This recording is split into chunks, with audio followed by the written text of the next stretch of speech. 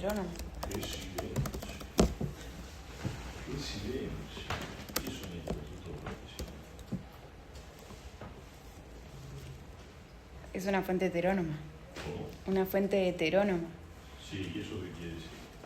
Que ¿Qué es heterónomo? ¿Qué significa heterónomo? se invoca, es lo que está, no sé, como por ley, tiene homologación y es erga omnes. Ustedes saben lo que es un antónimo.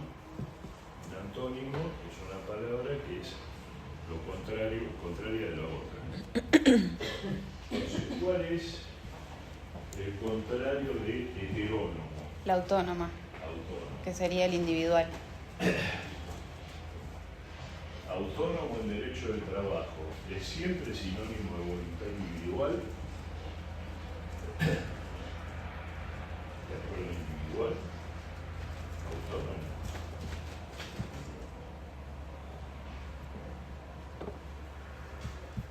Una convención colectiva de trabajo es una fuente producto de la autonomía de las partes o es impuesta por alguien, por el poder público. Es heterónoma. Esto que estoy preguntando son cosas gruesísimas, ¿no? Elementales. Es decir, Es heterónoma. Si yo la tengo que probar, la invoco. ¿es heterónoma que la convención colectiva de trabajo? Sí. Al menos eso creo yo, ¿eh? O sea, contradígame si no es así. No, está bien, pero a mí me parece que hay un problema conceptual, porque justamente autónomo es que nadie le impone a los que dan origen a esa convención colectiva de trabajo cuál tiene que ser el contenido. Y heterónomo justamente es impuesto, viene desde afuera. Heterónomo es eso, viene desde afuera. ¿Viene de afuera de qué? Del poder público. Si yo tengo, por ejemplo, a ver, denme un par de ejemplos de estatutos profesionales. Casa particular. Bien, ¿y casa particulares qué es? Estatuto. Como fuente. Una ley. ¿Qué es? Una ley. Es una ley. Supralegal. Entonces, ¿se dan cuenta cuál es la diferencia entre autonomía, fuente heterónoma? Entonces, vuelve la pregunta, ¿qué diferencia, qué similitud tiene un estatuto profesional y una convención colectiva de trabajo?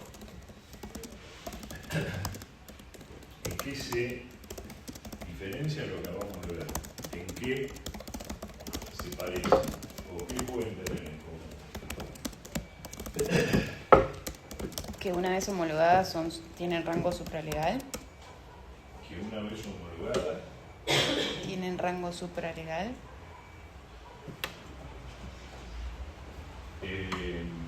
eso es para el ámbito de aplicación, pero yo voy a un tema más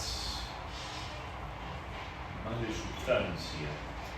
Que ambas regulan actividades específicas. Exactamente. Eso. Es decir, el estatuto profesional y sobre todo las convenciones colectivas de trabajo de actividad establecen, son regímenes laborales especiales.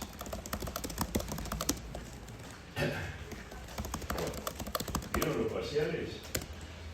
Se los devuelven, por favor, porque después no lo Devuelven todo. Ay, eso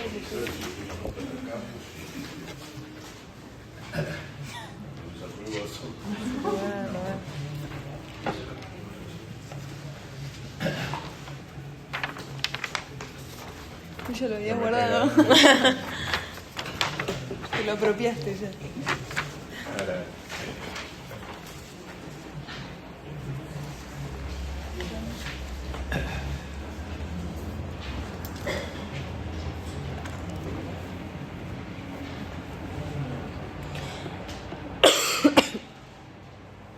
Entonces seguimos con el mismo tema, es decir,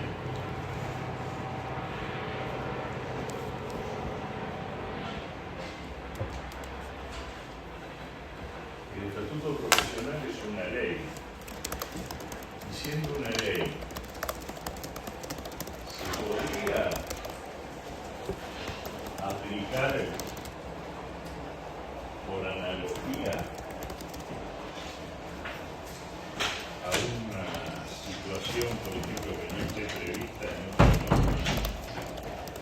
en otra norma legal o en un convenio colectivo de trabajo determinado, se podría aplicar por analogía del estatuto profesional.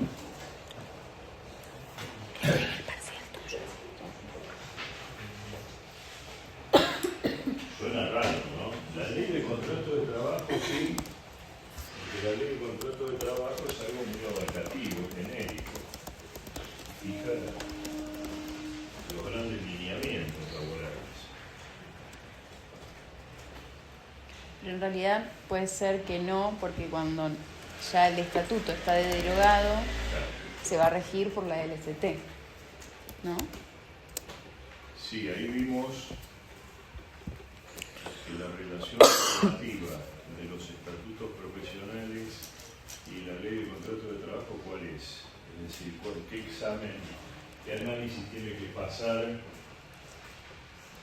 De compatibilidad. de compatibilidad? Muy bien. Eso, en general, con todos los estatutos, menos con uno, que esa relación normativa fue modificada por la Ley de Modernización Laboral, que le dio un tratamiento específico distinto al de la compatibilidad. A ver si alguien se acuerda. ¿No es el de casas particulares y agrarios?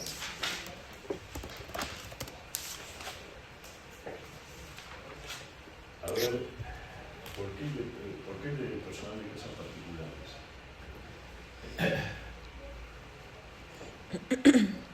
Pueden leer la ley de contrato de trabajo, no es un misterio. Pueden ver el artículo 2 de la ley de contrato de trabajo. Lo mencionamos en realidad.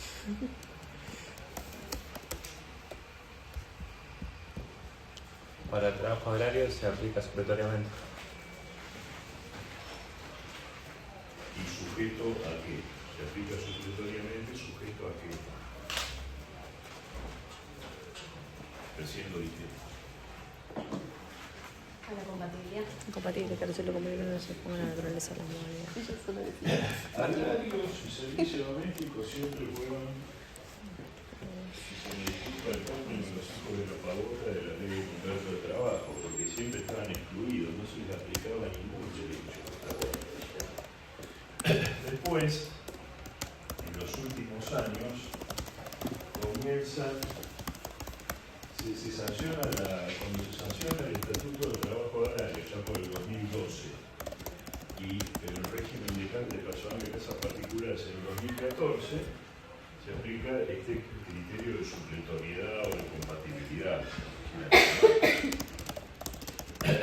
Pero la verdad es que el volumen y la densidad que tomó el Estatuto de Personal de Casas Particulares desde su vigencia en 2014 hasta ahora, yo diría que por la cantidad de, no sé si es por la cantidad de personas que están comprendidas o por qué razón, pero si no es el estatuto más importante, al menos cuantitativamente, los estatutos profesionales anda por ahí, y la verdad es que generaba problemas serios, y esto lo vimos inclusive, ustedes tienen el dudoso, la verdad es bastante dudoso, ¿no? El privilegio de haber empezado el cuatrimestre con la ley de contrato de trabajo en su versión anterior y terminarlo con la ley de contrato de trabajo para arriba, para decirlo de alguna manera, después de la ley de modernización laboral. Pero bueno, cuando ustedes comenzaron el cuatrimestre, se planteó una situación bastante particular. Pues, ¿se acuerdan que habíamos dicho, bueno, pero personal de casas particulares se aplica la compatibilidad, que era lo que decía la ley en ese momento? ¿Y ahora qué dice el artículo 2 de la ley de contrato de trabajo de personal de casas particulares? ¿En qué casos se aplica la ley de contrato de trabajo al personal de casas particulares? Hoy me lo preguntó una persona, me hizo la consulta yo le contesté mal no es que lo mandé a la sino que le contesté erróneamente, después me tuve que retractar, justamente por esto que les estoy comentando. Yo estaba todavía con la idea de la compatibilidad. Pues me preguntaba, ¿el sistema del banco de obras que aprobó la reforma laboral se aplica o no al personal de casas particulares? Es decir, yo le puedo decir a la empleada, bueno, mirá, en vez de trabajar 8 horas hoy, trabajar 12 horas los días lunes y martes, y te tomas un día libre más, un día adicional más, por ejemplo. ¿Es aplicable, me dijo eso, al personal de casas particulares? La primera respuesta, porque uno ya está automatizado también, ¿no? Es, y yo no veo una incompatibilidad, y después viendo, justamente por la duda, hablo de la ley de modernización, digo, no, mire, tengo que retractarme, tengo que corregir algo que dije recién por esto. ¿Por qué? A ver. Porque ahora dice que se van a aplicar solamente las normas que el mismo régimen establece expresamente como aplicables. O sea que el estatuto tiene que enumerar las normas de la ley de contrato de trabajo aplicables. Esto es muy importante porque significa un tratamiento diferenciado respecto de otros estatutos,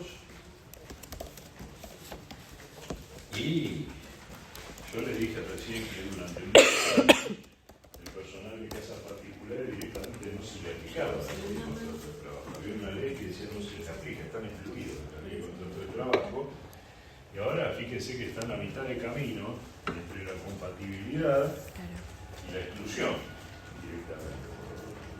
Porque es de estimar que el Congreso de la Nación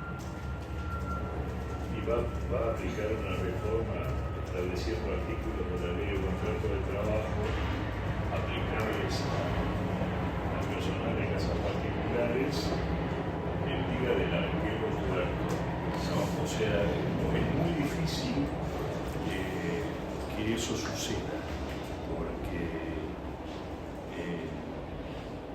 hay un consenso en el cual, si se llega a aplicar, por ejemplo, normas que realmente pueden beneficiar a personas, el 90% del personal de casas particulares, lo hablamos alguna vez, son mujeres. O sea, por ejemplo, la ley del contrato de trabajo, cuando habla de la situación de excedencia, esto también lo mencionamos, la duplicación de los plazos de licencia por enfermedad, etcétera,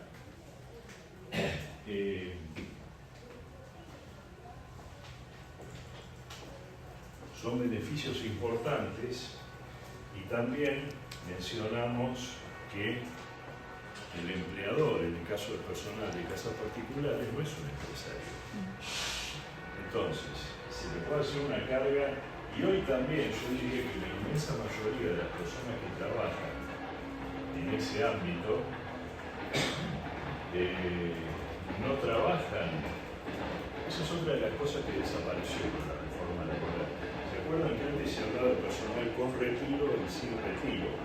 O sea que el personal sin retiro era el que vivía en la casa, también se le asignaba habitación y vivía en la casa del empleador o de la empleadora. Con retiro iba, trabajaba finalmente tareas de limpieza en general, pocas horas y se iba. Bueno, eso ahora fue eliminado. Hubo varias modificaciones de la ley de contrato de trabajo y en el estatuto de servicio doméstico. Eso sin ninguna favorable. Pero digamos, hubo cambios de importancia. Bueno,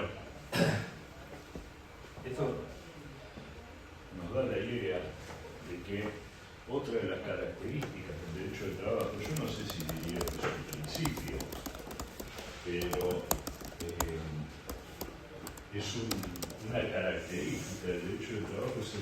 particularismo.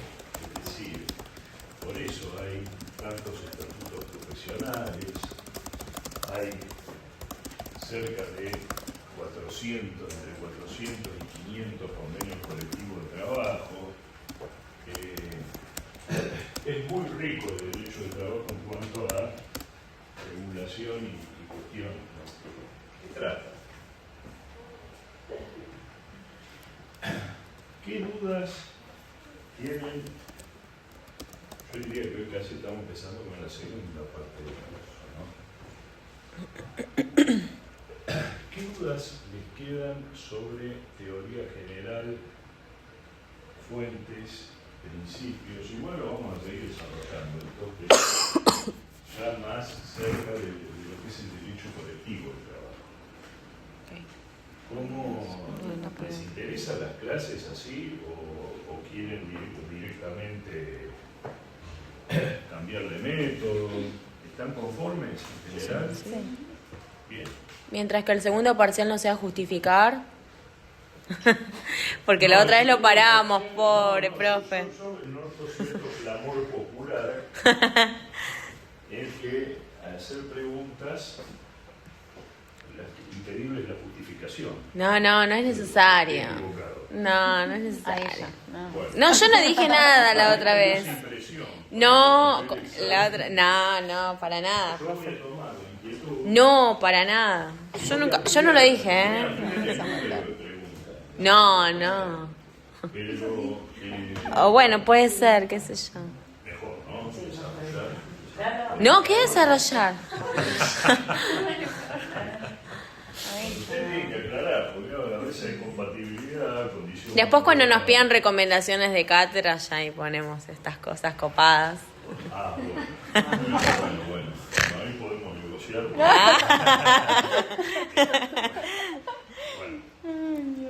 Bueno, hoy vamos a comenzar. Bueno, hoy vamos a comenzar con una aproximación a algo que mencionamos así, muy por arriba, referido al modelo sindical argentino.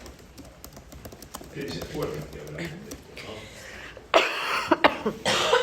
Yo no voy a empezar, no voy a remontar a los hititas a la década del 40 del siglo pasado, en que vio la luz este modelo con la primera ley de asociaciones sindicales durante el primer gobierno de Juan Domingo Perón. Es ahí donde comienza el régimen de asociaciones sindicales que tiene un Estoy sello esquivando, pero... indeleble, yo diría, que es este de la unicidad en la representación de los lados. Es decir, un solo sindicato representa a un interés profesional. ¿Qué es el interés profesional? Bueno, al principio el interés profesional es el conjunto de lo que tienen en común un conjunto de trabajadores que aglutina, que determina que alguien deba representarlo frente a la parte empleadora. Pero fíjense que, y esto lo hablamos más de una vez,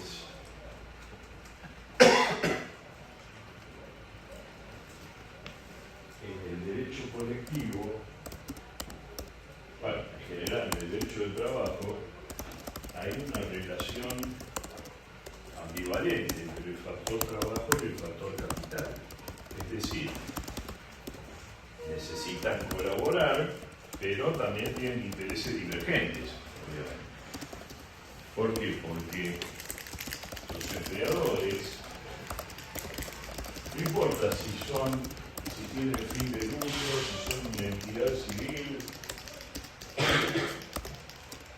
si por lo menos no equilibran las cuentas todos los años, si son empresas, bueno, si son empresas con un fin de lucro, más aún, pero en general, digamos, si no arrojan utilidades o por lo menos no tienen pérdidas, bueno, lógicamente con el tiempo desaparecen esas organizaciones, por más buena voluntad que puedan tener.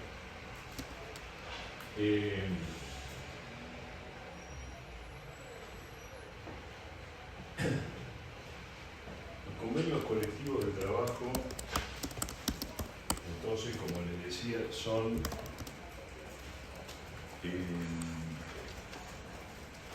una fuente autónoma, fuente de autonomía colectiva, de derecho del trabajo, que suscriben una asociación sindical con personería gremial y un empleador o un conjunto de empleadores que a veces están agrupados en una entidad empresaria, en los casos, por ejemplo, de los convenios colectivos de actividad es así. Pero fíjense que lo determinante en los convenios colectivos de trabajo es cómo están organizados los sindicatos, es decir, la estructura de los convenios colectivos de trabajo, que son convenios de actividad, convenios de oficio y convenios de empresa, son como un reflejo, una proyección de los sindicatos de actividad, de oficio y de empresa. Yo les comentaba que este diseño del régimen de unicidad gremial combinado con una fuerte incidencia del Estado a través del Ministerio de Trabajo en su desarrollo, no fue una casualidad. Una casualidad porque, lógicamente, como que también, esto hay que decirlo, no estamos, digamos, tergiversando la realidad ni tomando partido de ninguna manera, pero el régimen político que dio origen a ese régimen sindical implícitamente significaba, bueno, que ustedes van a tener el apoyo del Estado para negociar colectivamente y a su vez nosotros los vamos a controlar desde el Estado a través del Ministerio de Trabajo. Como un pacto implícito, que cuidado que eso tuvo origen, como les decía, en un particular régimen político. Pero después, cuando ese régimen político dejó de gobernar, esto duró hasta la actualidad. Es decir, todos los gobiernos, cualquiera fuera el pelaje que tuvieran, siguieron, digamos, con el mismo sistema, con el mismo régimen. Bueno, esto es el pelaje, quiero decir, cualquiera fue la orientación, ¿no?, que tuvieran, siguieron con el mismo criterio, salvo el gobierno que derrocó a Perón en el año 55, que trató de establecer un régimen de libertad sindical vía decreto que duró 5 minutos. O sea, la historia no tuvo ninguna relevancia. Esto significa por allí que, ojo, ya ahora sí estoy haciendo una observación, si se quiere, de tipo sociológico. Evidentemente, en general, los trabajadores, en general, hay una parte importante, que también es respetable obviamente su pensamiento, que no coincide con este régimen, pero la mayoría de los trabajadores en general no lo cuestionan. El régimen de, como decíamos, personería gremial única y con intervención estatal. Porque además cuestionar ese régimen sindical sería también, por supuesto, cuestionar el régimen, como decía recién, de las convenciones colectivas de trabajo, que son el resultado de esto. Sin perjuicio de eso, yo lo que veo que quienes más habían cuestionado este régimen era, por ejemplo, acá en la facultad, o algunos profesores de derecho laboral, o algunos políticos que decían: no, este régimen es inconstitucional porque es contrario a la libertad sindical. Acá se dijo, y se dijo muy bien a algunos de ustedes, no recuerdo quién, que según la última jurisprudencia de la Corte Suprema de Justicia de la Nación, se había admitido que en materia de convenciones colectivas de trabajo, el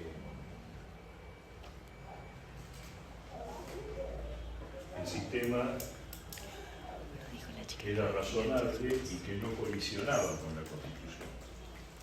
Hay cuestiones en las cuales la Corte Suprema de Justicia de la Nación, desde el año 2008 hasta la actualidad, declaró varias normas de la Ley 23.551, de la Ley de Asociaciones Sindicales, las declaró inconstitucionales.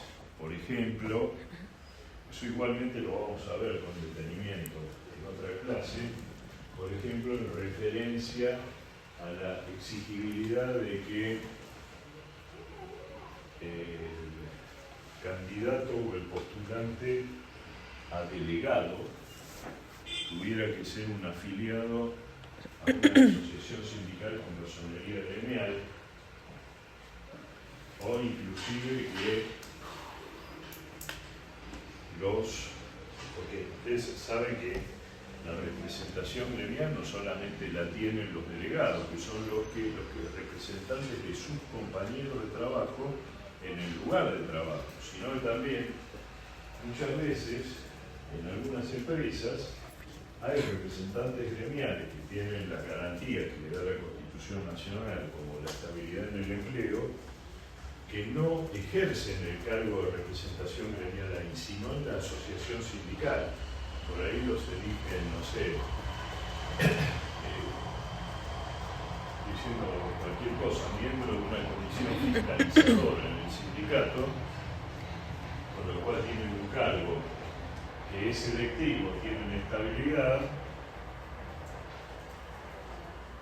y también la ley respecto a esos representantes gremiales exigía que para tener la estabilidad que les comentaba recién, lo que implica, ustedes saben lo que es la estabilidad en el empleo, que no pueden ser despedidos, ni suspendidos, ni modificada la condición de trabajo. En esos casos, por ejemplo, si había un representante gremial de una asociación sindical simplemente inscrita, sin personalidad gremial, entonces podría implicar que ese representante gremial no tenía la garantía que se acabó de mencionar. En el caso de una médica del Hospital Naval, que justamente formaba parte, creo, de la comisión directiva de una asociación de profesionales de ese hospital, el hospital la quiso sancionar, ella invocó su condición de representante gremial. El Hospital Naval le dijo: no, mire, nosotros a usted la podemos sancionar porque no tiene inmunidad gremial. Bueno, la Corte también declaró la inconstitucionalidad de la Ley 23.551 cuando también exigía la exigía la condición de afiliado a la asociación con personería gremial en esos casos. Y finalmente, también la Corte Suprema de Justicia de la Nación, en un fallo, declaró inconstitucionalidad de la Ley 23.551 en cuanto también exigía, y acá ya nos estamos aproximando al tema de la negociación colectiva del trabajo, exigía que el interés colectivo solamente podía ser representado por una asociación sindical con personería gremial. Es decir, abrió la posibilidad de que el interés colectivo fuera representado por una asociación sindical simplemente inscrita. Esto fue un fallo que leí por el 2013, en el cual, ¿qué pasa? ¿Cómo fueron las cosas? El gobierno de la provincia de Salta, en realidad la municipalidad de la ciudad de Salta, no sé en qué momento, por ejemplo, el año 2000, le aplicó una rebaja, no sé, del 15% de los salarios de los empleados municipales. ¿Y qué pasa? Que la personería gremial de esos empleados la tenía un sindicato que en la realidad de los hechos, la verdad, mucho no lo representaba. Entonces, una asociación sindical sin personería gremial como es ATE, la Asociación de Trabajadores del Estado, intervino y dijo a la Municipalidad de Salta: ustedes no tienen personería gremial, ustedes no tenemos nada que hablar. Finalmente terminó la Corte y la Corte dijo: no, sí, acá una asociación sindical simplemente inscrita puede representar el interés colectivo. Entonces, cuando uno dice, está bien, pero ¿cuál es el hilo conductor de estos fallos? Es decir, ¿por qué la Corte en estos casos declaró la inconstitucionalidad de la Ley 23.551 en esos supuestos? Es porque se imaginan cuál es la garantía constitucional. La Corte hace eso, o sea, protege garantías constitucionales. ¿Cuál pudo ser la garantía constitucional que fundamentó en última instancia fallo de la Corte? Les digo, empieza toda una cosa vaporosa, mencionan los fallos de derechos humanos, del Pacto de San José de Costa. Bueno, después hasta que un amigo tanto Gregorio para allí Gregorio termina diciendo que en rigor uno iba para este lado y por la Corte salió. En realidad se violan, bueno, estos instrumentos internacionales, que patatín y patatán.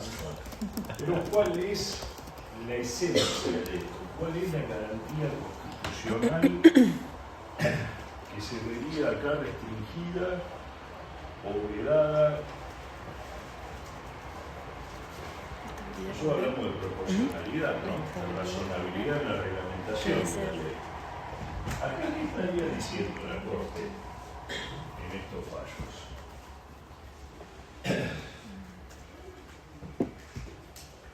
Yo voy, ¿dónde están las garantías constitucionales? Derecho colectivo de trabajo, ¿dónde están vinculadas en la Constitución Nacional? Muy bien, sin duda, ¿cuál es? A juicio de ustedes vamos a separar algunos tantos.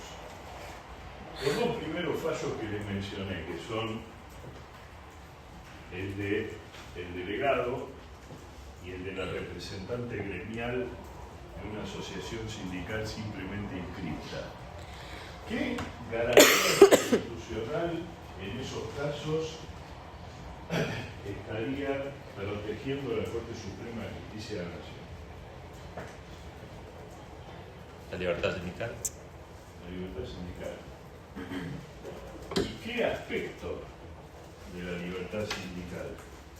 Porque ustedes fíjense que está bien, uno dice, está bien, la libertad sindical, hablamos de derecho colectivo de trabajo, pero la libertad sindical tiene dos aspectos. Uno es individual, el derecho individual que tiene una persona, por ejemplo, a postularse como delegado o a ejercer la representación gremial en igualdad de condiciones, aún siendo afiliada a una asociación sindical con personería gremial, pero en última instancia es el derecho individual de esos trabajadores, pero que en última instancia es porque están participando en la vida sindical de sus asociaciones para en algún momento, bueno, en el caso de la representante gremial ya en ejercicio del cargo, para defender un interés profesional.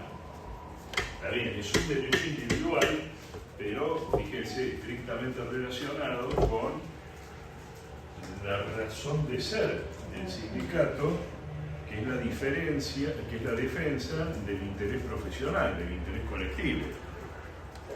Y aparte basado en que el 14 bis no decía nada de que el sindicato tiene que tener personería gremial.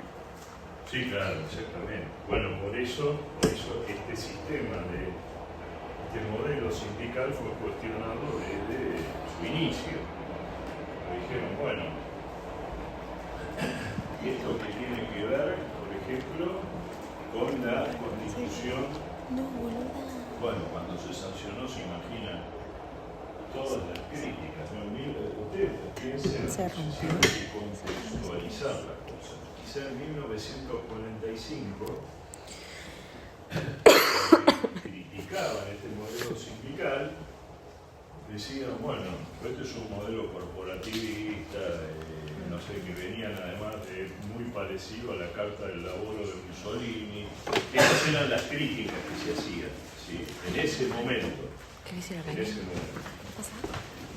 Pero después, en 1957, cuando se reforma la Constitución Nacional, porque hasta ese momento la Constitución tradicional histórica de 1853-1860 no contenía ningún artículo referido a las garantías de derecho del trabajo, de la seguridad social. Y es en 1957 cuando se reforma la Constitución y se incorpora el artículo 14 bis. Está bien. A ver, se imagina que de la convención reformadora esa no había ningún peronista, obviamente, porque estaba proscripto ese régimen político. Pero, y eso quizá fue lo que determinó que no se dijera nada sobre el tema de la representación gremial única. Se hizo un esquema abierto, ¿sí? en el que se reconoce la libertad sindical, pero no se especifica. Y sin embargo, vuelvo a decirles, ese régimen llamado modelo sindical argentino, denostado por algunos, defendido por otros, lo concreto es que manifestó muy buena salud, que hasta ahora sigue rigiendo. Entonces, recién vimos este aspecto de la libertad sindical individual. Y acá viene un tema interesante. Para discutir, porque acá venimos a discutir, no venimos a conocer verdades ya masticadas, ni a decir cuál es el gusto que tiene la sal, sino a ver temas que aún todavía no están muy claramente resueltos. Por ejemplo, hay un fallo de la Corte Suprema de Justicia de la Nación, que es el que les mencioné recién, de la Municipalidad de Salta, que dice que una asociación sindical sin personería gremial puede defender un interés colectivo.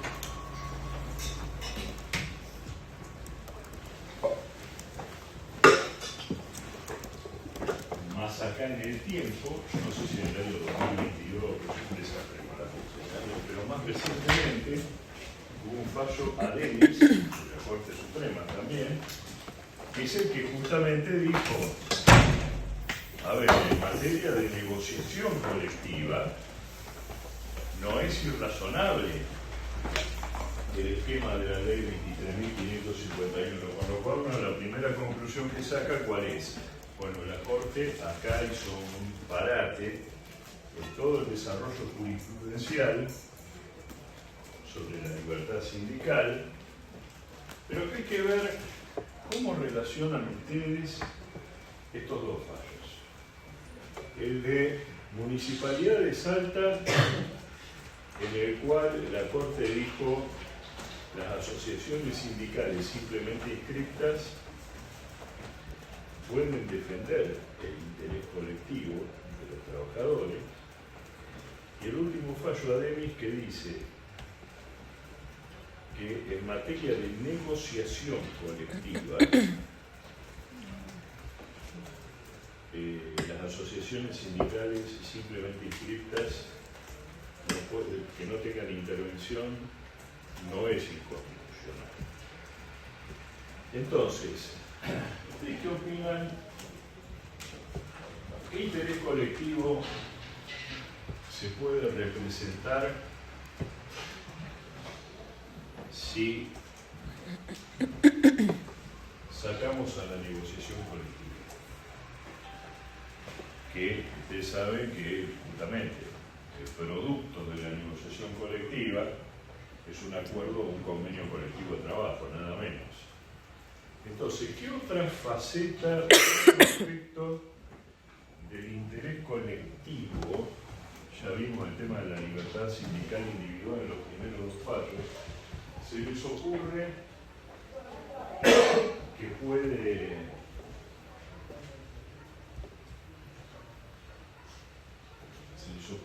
puede defender una asociación sindical simplemente inscrita?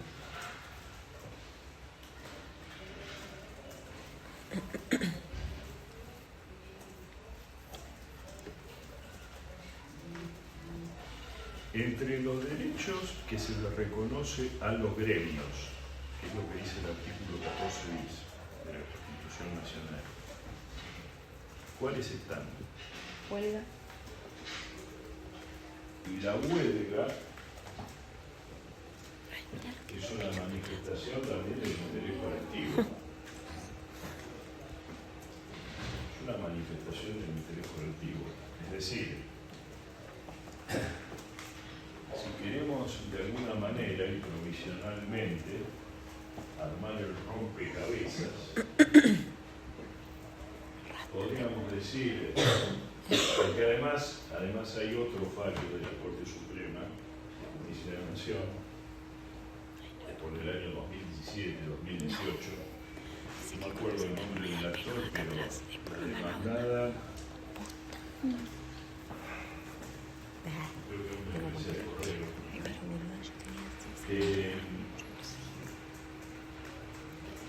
se discutía la titularidad del derecho de huelga. Es decir,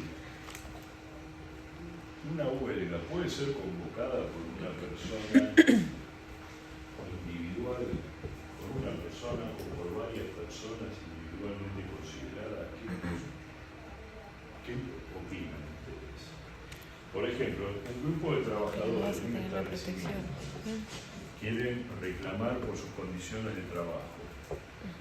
¿Pueden llamar a una huelga? ¿Pueden convocar a una huelga? Vamos a suponer, inclusive, les digo más, que esa huelga tiene acatamiento en el establecimiento, por lo menos hay un consenso de los empleados de trabajo de adherir a esa huelga. Es decir, acá ni siquiera podemos en tela de juicio ni ni la legitimidad, ni el hecho de que tenga o no consenso en el establecimiento. Pero esa persona o esas personas individualmente consideradas, ¿podrían convocar una huelga?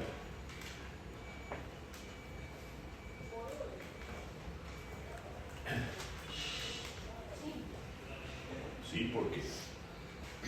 Porque es un derecho que tienen todos los trabajadores independientemente. Todos los trabajadores. No, tienen los Claro. gremios, los sindicatos. ¿Qué dice el 14 bis? Que lo tienen los sindicatos. Que tienen los gremios. Está bien, digamos, se supone que los gremios representan a los trabajadores, ¿no? Y tampoco lo vamos a poner en la discusión, si no nos vamos a las 3 de la mañana. Pero, Pero pueden hacerlo, pero no están legitimados. el fundamento básico. Les van a descontar el día. El fundamento básico. Probablemente. No, es más, ¿saben qué? Pierden el Justamente, presencialismo y todo. el empleador Así, abandono envió del una puesto de carta trabajo. documento al gremio intimando lo que responda si ellos adherían o respaldaban la medida de fuerza o la huelga en ese lugar. El gremio dijo, no, esto es una cosa que se le ocurrió a estos muchachos, Bueno, y los claro. despidieron con causa. Con causa. Ahora, acá, ojo, yo no me estoy metiendo en el tema de si tuvieron bien o mal despedido, porque por ahí tuvieron mal despedido. Esto no significa que, inclusive, no conozco que resolvió la justicia laboral ordinaria. Lo que sí conozco es cuál fue el resultado del tema de la titularidad del derecho de huelga, que es lo que resolvió la Corte, porque estableció cuál es el alcance, entre otras cosas, del derecho de huelga del artículo 14 bis de la Constitución Nacional. Y ese fallo es muy importante porque hasta ese momento se discutía en doctrina, fíjense cómo son las cosas, se discutía en doctrina con cuál es la titularidad del derecho de huelga. Había una postura que era muy restrictiva, yo me acuerdo de Vázquez Viadal, que decía, no, el derecho de huelga solamente lo pueden ejercer las asociaciones sindicales con personería gremial. Eso en el artículo 14 bis no dice eso. Este fallo de la Corte tampoco dice, pese a sostener que el derecho de los gremios, no dice que de los gremios que tienen personería otorgada por el Estado, habla de los gremios nada más. O sea, la Corte lógicamente tiene una interpretación amplia de lo que es la libertad sindical en ese aspecto, pero esto tenemos que vincularlo, eso es lo que tienen que hacer ustedes, relacionar las cosas, tenemos que vincularlo también con este último fallo y ver que el interés colectivo y el derecho colectivo de trabajo gira alrededor de 3 conceptos básicamente: sindicato, convención colectiva de trabajo y huelga.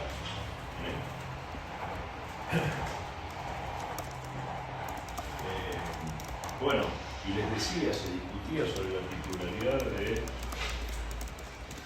del derecho de huelga, y fíjense una cosa interesante esto, porque hay un fallo muy importante, porque es un fallo de la Suprema Corte de la provincia de Buenos Aires, que en un caso en que un grupo de trabajadores de la empresa Swift, que en esa época tenía un frigorífico muy importante en La Plata,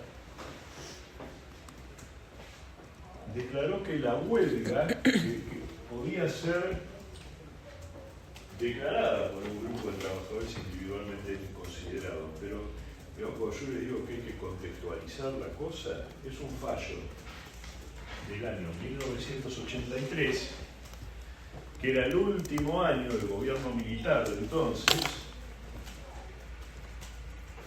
¿Y qué dijo la Corte? Pero ¿por qué pueden convocar al derecho de huelga un conjunto de trabajadores?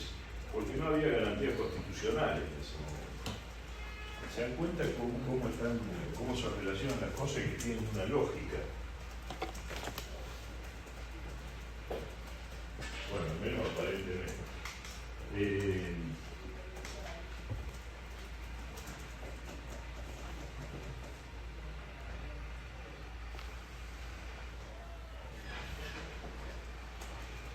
Entonces, yo diría que acá el interés colectivo, la Corte dice, sí, miren muchachos, está bien, la libertad sindical es amplia, pueden defender el interés colectivo, pueden llamar una huelga.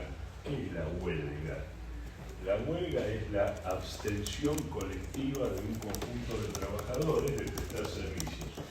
Esa es la definición técnica ortodoxa.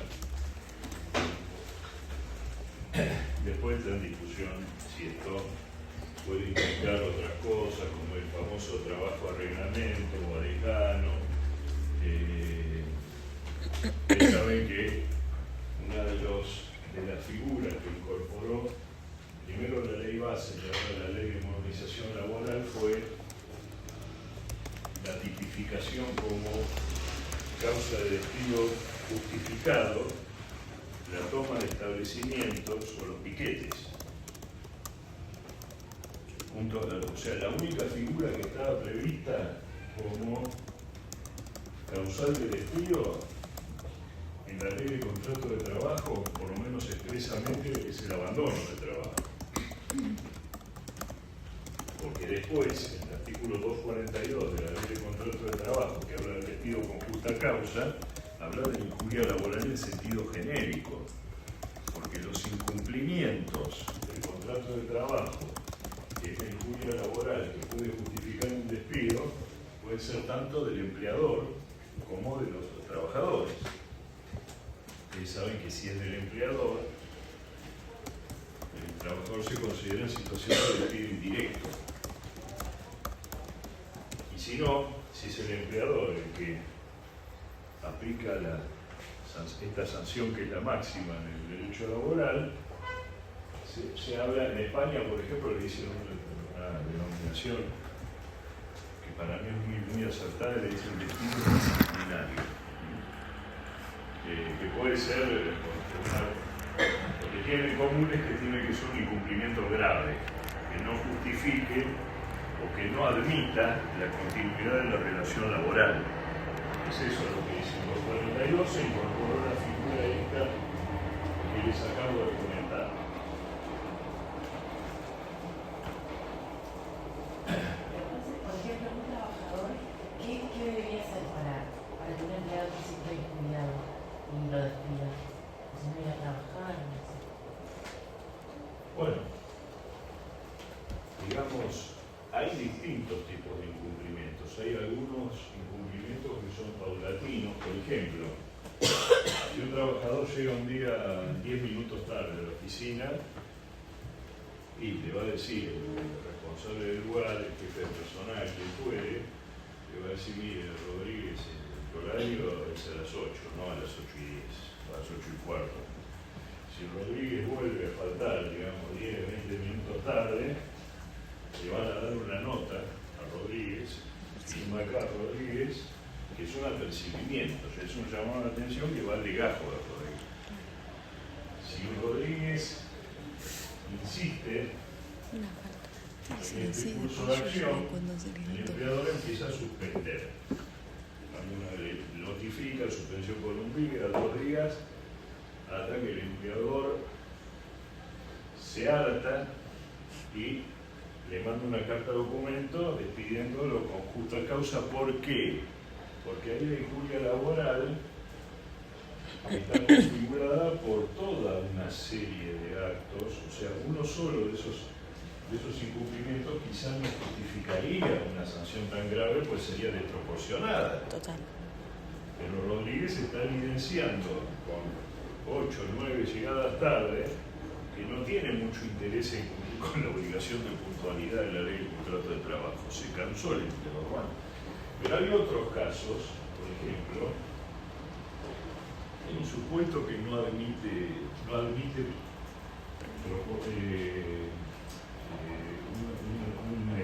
la aplicación de sanciones paulatinas. Por ejemplo, Confianza. si un empleador advierte, tiene un viajante de comercio que se queda con comisiones, no las informa, La confianza. o hay un cajero, por ejemplo, en un supermercado, que se advierte en diferencia de caja que no tiene ninguna justificación, o hay un gerente, por ejemplo, que ejerce una competencia desleal con la empresa o que pasa, por ejemplo, información sensible de la empresa, la competencia.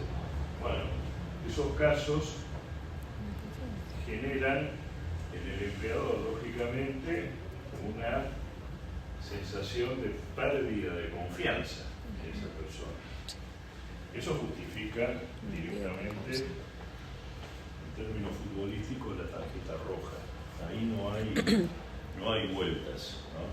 Y son todos casos pero tiene que ser una injuria grave, porque el trabajador puede cometer un incumplimiento, más de un incumplimiento, y quizás no ser merecedor del despido con causa. Lo mismo el empleador, por ejemplo, un empleador, ustedes saben que tiene un plazo hasta el 4º día hábil para pagar el sueldo. Lo paga el 5º día, lo paga la semana. Pasa una vez, el empleador le puede decir, mire, la ley dice. Pasó otra vez, ya el trabajador puede mandar un telegrama, que se mora salarial, ya pasa la segunda vez o tercera vez y se puede considerar una situación de despido indirecto. Es decir, ustedes saben, y esto lo vimos como uno de los principios de derecho de trabajo es de la conservación y la continuidad del contrato de trabajo. Es decir, es un trabajo intuitu personae, es decir, la importancia del trabajador es central, pero también el contrato de trabajo es una relación personal. Entonces la ley trata de preservarla en defensa de quién, lógicamente del trabajador, porque es su fuente de subsistencia.